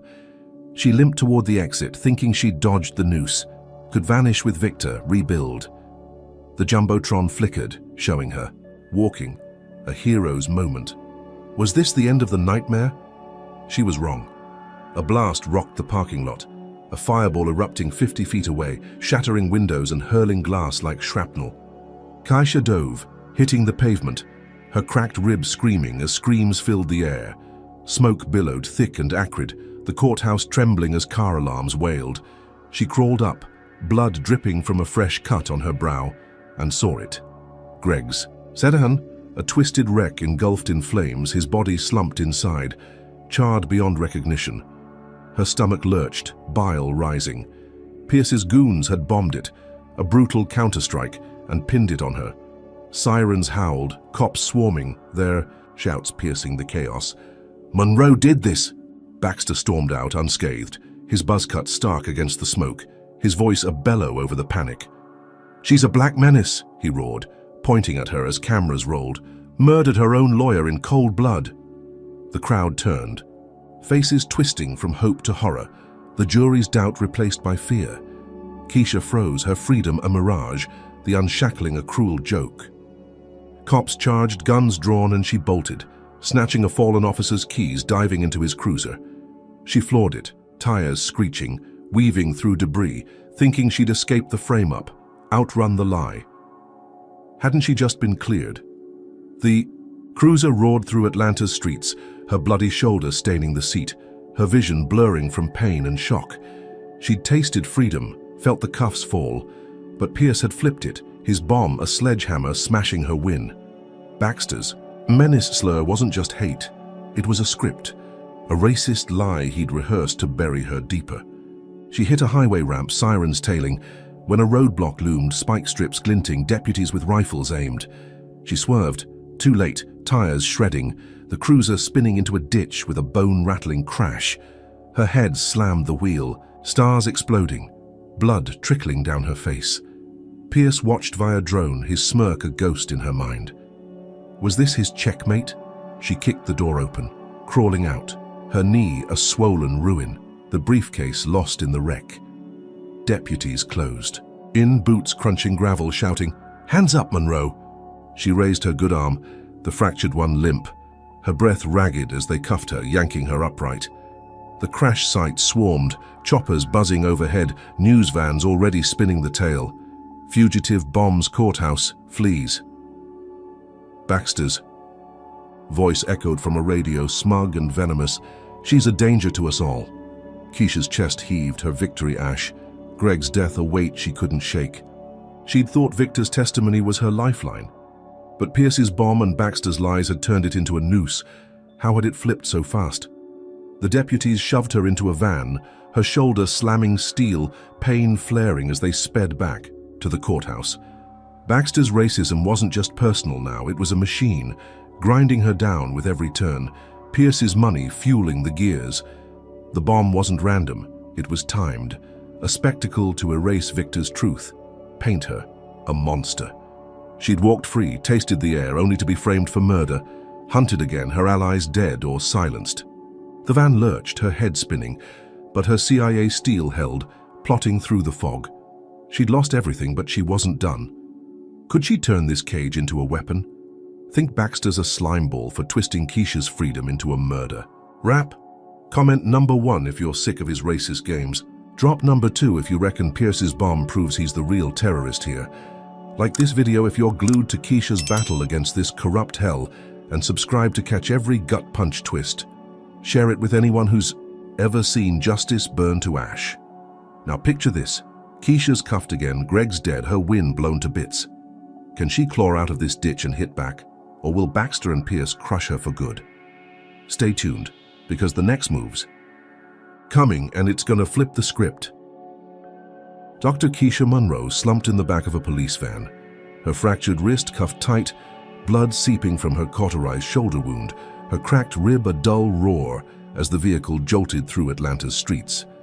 The air was stale, thick, with the tang of sweat and metal, her torn hoodie clinging to her battered frame, her shaved head slick with grime and the 90-degree night's relentless heat. At 42, she was a CIA operative forged in chaos, but now she was a prisoner. Again, Greg's charred corpse haunting her, Victor's testimony buried under Pierce's bomb and Baxter's lies. She'd walked free, tasted hope, only to crash into this cage. How much more could they pile on? The van screeched around a corner, sirens wailing outside, deputies barking updates over the radio. Monroe's secured courthouse ETA 5 minutes. She flexed her good hand, testing the cuffs, her mind racing despite the pain blurring her vision. She'd outsmarted guards, survived torture, escaped a sniper, but this was a chokehold, Baxter's racism a chain she couldn't break yet. Then she saw it. A deputy's rifle slung loose on the bench, its strap dangling as the van hit a pothole. Her pulse spiked, a predator's instinct kicking in. She'd trained for this, urban combat drills in tighter spots than this. Could she turn their sloppiness into her out? She lunged, her good arm snaking out, grabbing the rifle as the van swerved, throwing the deputies off balance. The driver cursed, "What the hell?" But she was already moving, slamming the butt into his temple, a crack echoing as he slumped. The second deputy reached for his pistol, but she fired, a single shot punching through his shoulder, blood spraying the windshield. The van fishtailed, careening into a guardrail, and she kicked the back door, metal groaning as it burst open. She leapt out, hitting pavement, her knee buckling, pain exploding, but she ran, the rifle clutched tight. She'd taken them down, turned the cage into a weapon. Was this her shot to vanish? She sprinted through a warehouse district, the city a blur of shadows and neon, sirens swelling behind her. Her shoulder bled freely, her cracked ribs stabbing with every breath, but her CIA steel held, mapping escape routes. She ditched the rifle in a dumpster, too hot to keep, and spotted a helipad, a news chopper idling, its pilot smoking outside. She crept closer, her training a silent dance, and slipped into the cockpit, hot-wiring it in seconds, blades whirring as she lifted off. The pilot shouted, lunging, but she was airborne, the city shrinking below, her breath ragged with triumph. She'd outgunned them, stolen wings. Could she fake her death and end this hunt? She flew low, skimming rooftops, the chopper's roar drowning the sirens, her bloody hands steady on the stick. She aimed south, toward the Chattahoochee rivers, Swamps, a plan forming, crash it. Let them think she'd burned out. She pushed the bird hard, fuel gauge dipping, then yanked the controls, sending it spiraling into a marsh, blades snapping as it hit water and mud. She dove out, splashing into the mire, her knee a swollen ruin, and swam to a bank, dragging herself into reeds. The chopper exploded, a fireball lighting the night, debris raining as she hid, watching copters circle the wreck. News flashed it instantly. Fugitive Dr. Munro dead in crash. She grinned, a feral slash. Had she finally slipped their grip? She lay low, mud caking her wounds, the swamp's buzz of insects a shield as she caught her breath. She'd outsmarted Baxter's deputies, turned Pierce's manhunt into a ghost story, bought time to regroup. Her shoulder throbbed, her cracked rib a constant ache, but she was free, invisible, the world thinking she'd burned. She'd reach Victor, get a new ID, hit back from the shadows. The swamp was her fortress now, its dank embrace, a respite from the city's claws. She closed her eyes, plotting her next move, believing she'd won, that this was the pivot. How long could she stay dead before they sniffed her out? She was wrong. Hours later, a TV blared from a gas station across the river, Pierce's sleek face filling the screen, his silver hair gleaming under studio lights. "We've got a tragedy," he said, voice oily with fake grief, holding up a tablet. Dr. Munro's sister, Tasha, abducted from her home tonight. The feed cut to a live stream, Tasha bound in a chair, her brown eyes wide with terror, a gag muffling her screams as a masked figure loomed. Pierce's voice returned, cold and sharp. "Surrender, Keisha, or she dies." Keisha's stomach dropped, the swamp's mud turning to ice around her. She'd faked her death, thought she'd escaped, only to see Tasha pay the price. Had Pierce just ripped her world apart? Baxter joined the broadcast, his buzz cut stark, his Confederate tie pin a taunt. "She's a cowardly thug," he sneered, leaning into the camera. "Hiding while her family suffers. Turn yourself in, Munro, or we'll find you." The feed looped Tasha's pleas, a knife glinting near her throat, Pierce's goons a shadow army. Keisha's fists clenched, her cracked rib forgotten, rage boiling through the pain. She'd crashed the chopper, fooled them all, but Pierce had dug deeper, struck her heart. Baxter's racism, a venom fueling the trap. She crawled from the reeds, her knee dragging, knowing she couldn't hide now. Was this the cost of her victory? She stumbled to a payphone, its booth cracked and spiderwebbed, her bloody fingers dialing Victor's secure line. "They've got Tasha," she rasped, voice breaking, mud streaking her face. "Pierce knows I'm alive." Victor's growl came fast. "Damn it, Keisha. We're moving, but you're exposed. Get to a safe house. I'll handle it." The key line cut, leaving her with the hum of cicadas and Tasha's image burned in her skull. She'd outrun the van, crashed the chopper, thought she'd won, but Pierce's retaliation was a gut punch, Baxter's taunts a whip cracking her resolve. She limped toward the city, her shoulder bleeding again, her mission shifting.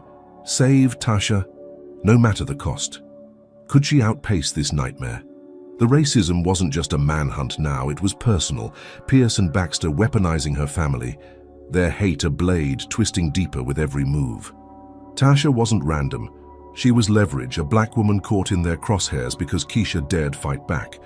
She'd faked her death, slipped their net, but they'd found her weak spot, turned her win into a noose around her sister's neck. The swamp faded behind her, Atlanta's neon glow a beacon of danger ahead. She'd trained for covert ops, not this, a war where every strike cost her more. Her good hand clenched, vowing to burn them down, but as copters buzzed the crash, sight she knew one thing. Her escape had collapsed and the real fight was just clawing its way out. Dr. Keisha Munro limped through Atlanta's outskirts, mud caking her torn sneakers, blood seeping from her cauterized shoulder wound, her fractured wrist a throbbing wreck against her cracked rib. The night was a stifling 90 degrees, her shredded hoodie plastered to her battered frame, her shaved head slick with swamp grime and sweat. At 42, she was a CIA operative forged in fire, but now she was a ghost driven by rage. Tasha's terrified face from Pierce's broadcast a dagger in her gut. She'd faked her death, crashed the chopper, thought she'd slipped there. Grasp, only to see her sister snatched as payback. Baxter's cowardly thug taunt echoed, Pierce's knife at Tasha's throat a ticking clock. How much more could they take before she broke them? She reached a derelict gas station, its pumps rusted husks and hot-wired a beat-up sedan, its engine coughing to life. Her knee screamed as she floored it, weaving through back roads toward Pierce's mansion in Buckhead, a sprawling fortress of glass and steel she'd scouted during her Helix Corp infiltration. Tasha was there. She knew it. Pierce's ego, too, big to hide her elsewhere.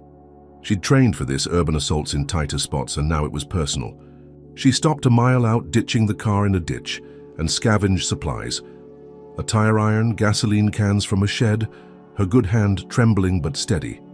Could she storm his lair and rip Tasha free? The mansion loomed, its floodlights slicing the chew. Dark, guards patrolling with rifles slung low. Keisha crept through the woods, mud masking her scent, her cracked rib a constant ache as she planted bombs, pouring gas into bottles, rigging them with rags from her hoodie. She'd make it a reckoning, a blaze to burn Pierce's world down. She slipped past a sentry, snapping his neck with a silent twist, her training a lethal whisper, and breached the garage, planting the first bomb under a Bentley. The second went by the power grid, the third near the main doors, each a promise of chaos.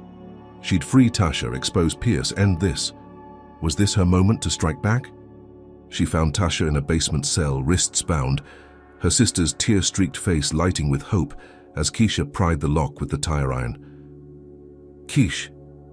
"Oh God," Tasha whispered, voice breaking, and Keisha hugged her tight, her cracked rib protesting but her heart surging. She cut the ropes, pulling Tasha up, her knee buckling but her resolve steel. "We're out now," she rasped, leading her through a service tunnel, the mansion's alarms silent so far. She'd infiltrated, rescued her blood, turned Pierce's trap into her win. They hit the garage, the bombs still ticking, and she grinned, fierce and feral. Had she just flipped the board? Pierce waited at the exit, his silver hair gleaming under emergency lights, a pistol in hand, his pale face twisted with fury. "You're a stubborn bitch, Monroe," he spat, his voice oily with hate, two goons flanking him, rifles raised. "Thought you'd burn me out?" Keisha shoved Tasha behind a crate, her good hand gripping the tire iron, her shoulder bleeding fresh as she faced him. "You're done, Pierce," she said, voice low, cutting. "I've got your files, your confessions next." He laughed, a cruel bark, and aimed at her chest. She'd rescued Tasha, set the bombs, but he'd cornered her. Could she talk? Her way through this. She tossed the tire iron a feint and lunged as he flinched, tackling him to the concrete, her knee screaming, her cracked rib a white-hot spike.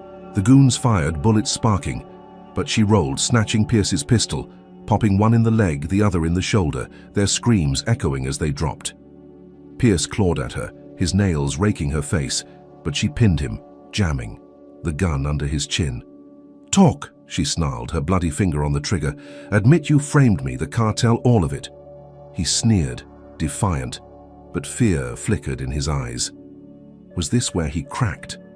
She pulled a recorder from her pocket, scavenged from the gas station and hit play, her voice steady despite the pain. "Randall Pierce, CEO of Helix Corp, confess now or I blow your head off." He squirmed, his suit stained with sweat and blood, then spat, "Fine, I framed you. The cartel paid me, Baxter too, to bury you. Happy?" She grinned, a predator's triumph, and stopped the tape, pocketing it. "Real happy," she said, slamming his head into the floor, knocking him cold. She'd got Tasha, got the confession, turned his lair into a trap. The bombs ticked louder, seconds from ignition. Had she just won the war? The mansion erupted, a chain of blasts ripping through steel and glass, flames roaring as Keisha dragged Tasha out, the heat searing her back, her shoulder a bloody mess. The garage collapsed, the power grid sparked, the main doors blew outward, a symphony of chaos swallowing Pierce's empire. They stumbled into the woods, Tasha sobbing but alive, Keisha's knee dragging as she aired the tape via a stolen phone, uploading it to every news outlet, her voice hoarse but clear. "This is Dr. Keisha Monroe," Pierce confessed. "Baxter's next." The broadcast hit, a wildfire spreading, and she collapsed against a tree, thinking she'd ended it. Was this her reckoning unleashed? She was wrong. Hours later, sirens wailed, copters buzzing, but a new broadcast cut through. Agent Cole, a CIA mole, his lean face smirking on screen. "Dr. Monroe's dossier," he said, flashing files, her code name, missions, face unredacted. "She's a rogue, a liability. $10 million bounty, dead or alive." Keisha's blood froze, the phone slipping from her hand, Tasha gasping beside her. She'd taken Pierce down, freed Tasha, aired the truth, but Cole had blown her cover globally. A traitor in her own agency. Cartels, feds, mercenaries all hunting her now. Her victory was a beacon, but for death. How had the CIA turned on her? Baxter's arrest flashed next, his buzz cut stark as feds cuffed him, his Confederate tie pin gone, his face a mask of rage. "This is her fault," he roared, thrashing, but the tape had shattered his reign. Pierce's confession a noose around his neck. Keisha's chest heaved, a bitter triumph mixing with dread. She'd burned Pierce's mansion, saved Tasha, exposed them. But Cole's leak was a guillotine, her identity a global target. She'd thought Victor's promise held, that the CIA would shield her, but a mole had flipped it, turned her win into a death sentence. Her shoulder bled freely, her vision blurring, but her mind raced. Could she outrun this new hell? The racism wasn't just Baxter's now, it was systemic. Cole's betrayal a knife from within. Pierce's stubborn bitch slur a prelude to this wider war. They'd framed her as a black menace, a rogue, because she dared strike back, dared win. Tasha clung to her, trembling, alive but a witness to Keisha's unraveling. The mansion's flames lit the horizon, a pyre of her triumph, but the bounty was a shadow stretching worldwide. Foreign cartels already mobilizing. She'd unleashed a reckoning, toppled Pierce, caged Baxter, but at what cost? She pulled Tasha up, limping into the dark, vowing to fight. But one truth sank in. Her victory had painted a target on her back, and the hunters were coming.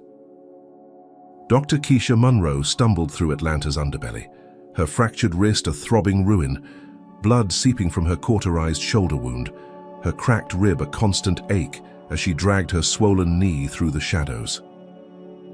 The night was a suffocating 90 degrees, her shredded hoodie caked with mud and sweat, her shaved head glistening under flickering streetlights. At 42, she was a CIA operative forged in steel, but now she was a hunted ghost.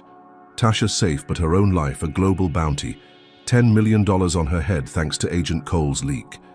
Pierce's mansion burned in her wake. Baxter's. Arrest a fleeting win, but the world wanted her dead. How much further could she run?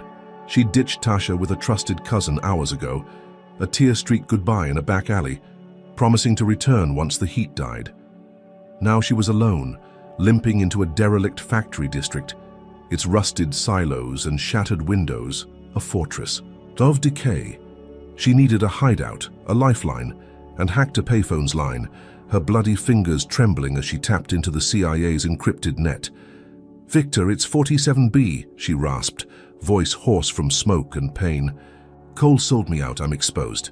Static crackled, then his growl broke through. "Keisha, we're purging the mole, I've got your back, new IDs coming, lay low." Relief flickered, faint but real. Could she trust him after Cole's knife? She holed up in a warehouse, its concrete floor littered with broken crates, the air thick with dust and oil. She scavenged a first aid kit, stitching her shoulder with a rusted needle, her cracked rib protesting as she tightened a makeshift splint on her wrist. Her knee was a swollen mess, but she forced it still, hacking a laptop from a foreman's office, its screen cracked but alive. She breached the CIA's internal logs, her training a blur of code and instinct, and found Cole's trail, encrypted emails to Helix Corp, timestamps matching her dossier leak. She leaked it back, anonymous, to Victor's secure drop, her breath hitching as it sent. "Traitor's yours," she muttered, thinking she'd bought safety. Was this her shield against the storm? Victor's voice hit her burner an hour later, sharp with urgency. "Cole's down. We've got him. New IDs. En route, safe house coordinates in 5. You're clear, Keisha." She exhaled, a grim smile slashing her bloody face.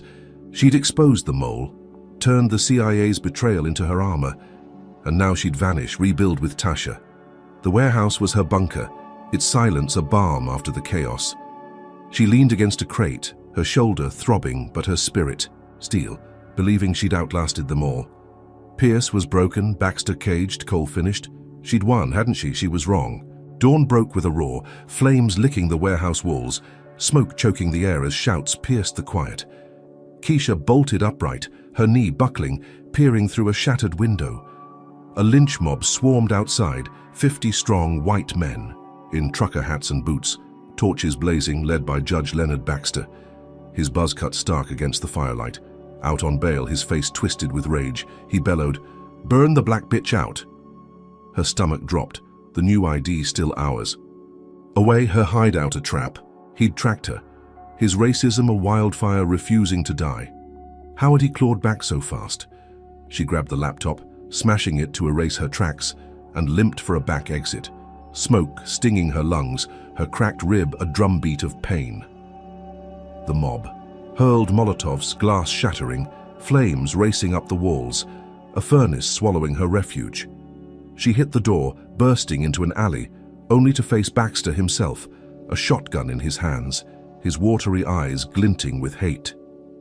"Thought you'd ruin me, Monroe," he snarled, his Confederate tie pin gone but his venom intact. She dodged as he fired, buckshot grazing her thigh, fresh blood soaking her pants. She'd exposed him, thought him finished, but he'd rallied.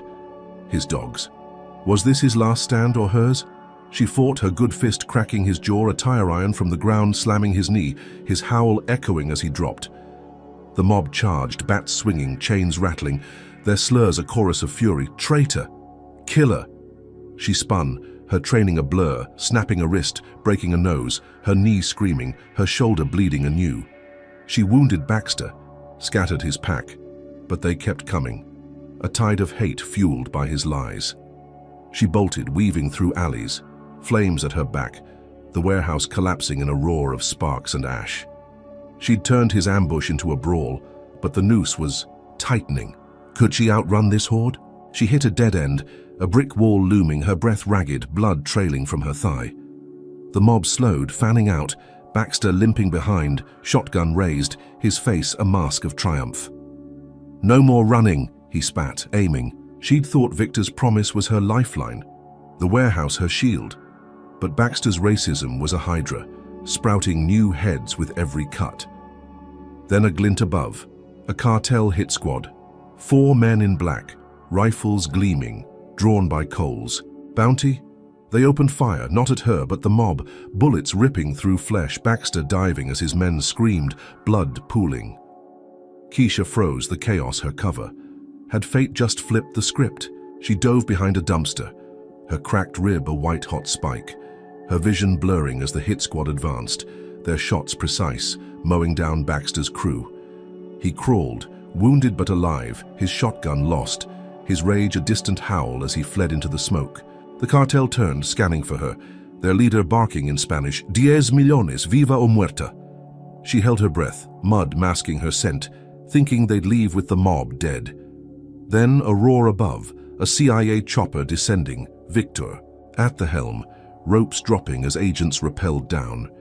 "Keisha, now!" he yelled, gunfire sparking as they clashed with the cartel. She ran, her knee dragging, and grabbed a rope, lifted out as the warehouse burned below. Was this her final stand won? The chopper climbed, Atlanta shrinking, flames painting the night, her shoulder bleeding freely, her fractured wrist limp. Victor pulled her in, his face grim but steady. "New ID's yours, we're out," he said, handing her a passport. "Dr. Elise Grant." She nodded, exhaustion crashing over her. Tasha safe, Baxter wounded, the cartel stalled. She'd fought the mob, survived the fire, turned Cole's betrayal into a lifeline, but Baxter's escape gnawed at her, his hate a ghost still stalking. The chopper banked, her bloody hands clutching the seat, vowing to end him later. She'd won this round, hadn't she? The racism wasn't just Baxter's mob now, it was a system, a cartel bounty, a city that cheered her death, all rooted in her defiance as a black woman who wouldn't break. She'd exposed Pierce, caged Baxter, outed Cole, but each win birthed a new monster, his burn her out a rallying cry for every bigot with a torch. The warehouse was ash, Her hideout lost, but she was airborne, alive, Victor's promise, her shield. Her cracked rib ached, her vision swam, but her CIA steel held, plotting through the pain. She'd survived the final stand, but as the city faded, one truth lingered. Baxter was out there, and this wasn't over. Dr. Keisha Monroe slumped in the CIA chopper's belly, her fractured wrist limp, blood seeping from her cauterized shoulder wound, her cracked rib a dull roar as the blades thumped above Atlanta's fading skyline. The night was a stifling 90 degrees, her shredded hoodie caked with mud and sweat, her shaved head slick with grime, the city's neon glow shrinking below. At 42, she was a CIA operative forged in steel, but now she was a ghost reborn, Victor Hayes at her side, his navy suit crisp against her battered frame. He'd airlifted her from Baxter's burning mob, handed her a new ID, Dr. Elise Grant, a lifeline after Cole's betrayal and Pierce's fall. She'd fought, won, survived. Was this finally freedom? The chopper touched down at a safe house, a squat cabin in the Georgia woods, its pine walls cloaked in shadow, the air thick with cicadas and damp earth. Victor hustled her inside, locking the door, his graying hair stark under a bare bulb. "You're off the grid," he said, voice gruff but steady, tossing her a duffel. Clothes, cash, a burner phone. "Tasha's secure, Baxter's wounded, Pierce is done. Rest, then we'll rebuild." She nodded, exhaustion crashing over her, her knee a swollen ruin as she sank onto a cot. She'd burned the mansion, exposed the mole, outrun the cartel. Her shoulder throbbed, but her spirit flickered with relief. Could she finally breathe? She peeled off the hoodie, wincing as she stitched her shoulder anew, the needle biting flesh, her cracked rib protesting with every tug. The new ID gleamed. Elise Grant, a molecular biologist, a fresh start. She'd saved Tasha, toppled Pierce, wounded Baxter, and Victor's promise held, a clean slate. She showered, the hot water washing away blood and mud, her shaved head glistening as she dressed in a plain shirt and jeans, the duffel's weight a comfort. She stepped onto the porch, the woods a dark embrace, thinking she'd slipped the noose, could vanish with Tasha, rebuild in peace. Was this the end she'd fought for? She was wrong. Dawn broke with a news flash, the burner's screen lighting up as she sipped stale coffee, the cabin's quiet shattered. Baxter's buzzcut filled the frame, his watery eyes glinting, his voice a thunderclap from a podium. "I'm running for governor," he declared, bandages peeking from his suit, his Confederate tie pinned back, a taunt reborn. "Dr. Monroe's terrorism proves we need order, not chaos." Her stomach dropped, coffee spilling as she gripped the phone. He'd survived the mob, walked free on bail, and twisted her death into a campaign, his racism a banner for every bigot in Georgia. How had he slithered back so fast? The broadcast cut to her death tape, Pierce's confession warped, her voice dubbed over, "I bombed the courthouse, killed my lawyer, I'm guilty." A deep fake, slicker than Pierce's, time-stamped to match the crash, her face a ghost, haunting the screen. Baxter smirked. "She's alive, hiding, a menace we'll crush." Keisha's chest heaved, the cabin's walls closing in, her cracked rib a drumbeat of dread. She'd faked her death, burned Pierce's empire, thought Baxter was caged, but he'd flipped it, turned her victory into his fuel. The CIA chopper's hum faded in her mind, Victor's promise souring. Had she just handed him a throne? Victor burst in, his face grim, a laptop under his arm. "Keisha, they've cut you loose," he said, voice tight, slamming the device down. "Washington spooked, the bounty's live. They're disavowing you to dodge the scandal." Her blood froze, the new ID slipping from her hand. Elise Grant a lie on the floor. She'd exposed Cole, saved Tasha, toppled Pierce, but the agency had buckled, Baxter's rise a PR nightmare they wouldn't touch. Her shoulder bled through the stitches, her vision blurring, but her mind raced.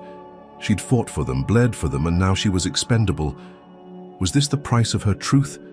She stepped onto the balcony, the woods a dark sprawl. Her good, hand clutching the rail, her knee trembling as she scanned the horizon.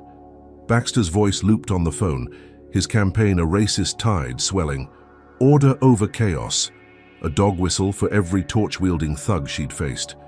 Then a glint, a red laser dot dancing on her chest, a cartel sniper's mark from the trees. Her pulse spiked, her training kicking in, but she froze.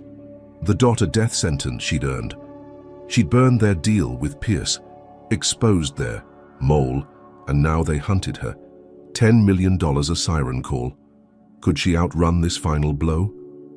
She smiled, a fierce slash across her bloody face, whispering, "Not yet," and ducked inside, the dot vanishing as she grabbed the duffel, bolting through a back door. The woods swallowed her, branches clawing her battered frame, her knee, dragging her cracked rib a white-hot spike. She'd vanished before in jungles and slums, and she'd do it again, a ghost they couldn't catch. Baxter thought he'd won. His governor's race a crown built on her corpse, but she was alive, defiant, plotting. The CIA had cut her, the cartel aimed, but her steel held, vowing to strike back. Was this freedom or a deeper cage? Racism wasn't just Baxter's mob or Pierce's slurs now. It was a system, a state, a world that saw her as a threat to bury, not a hero to save. He'd twisted her fight into his ladder, his menace label a racist lie that stuck because she dared win. Tasha was safe, Pierce was ash, Cole was exposed, but Baxter's rise was a hydra's head, sprouting from her victory's ruins. The sniper's dot was her shadow, the bounty her chain. But she ran, her good hand clenched, her mind a blade sharpening. She'd survived his fire, his frame-ups, his hate, but at what cost? Could she topple him again? She hit a riverbank, the water a black mirror under dawn's grey, her breath ragged as she waded in, washing blood and mud, her shoulder a pulsing agony. She'd lost the CIA, her cover, her name, but not her fight. Baxter's podium loomed. In her mind, his smirk a taunt she'd erase, governor or not. She'd find Tasha, build a new war, turn his crown into ash. The woods faded, her figure a spectre in the mist. The snipers shot a whisper she'd outrun. She'd won, lost, won again, but one truth burned. This wasn't over. It was a beginning, a ghost's vow to haunt. What would her next strike unleash?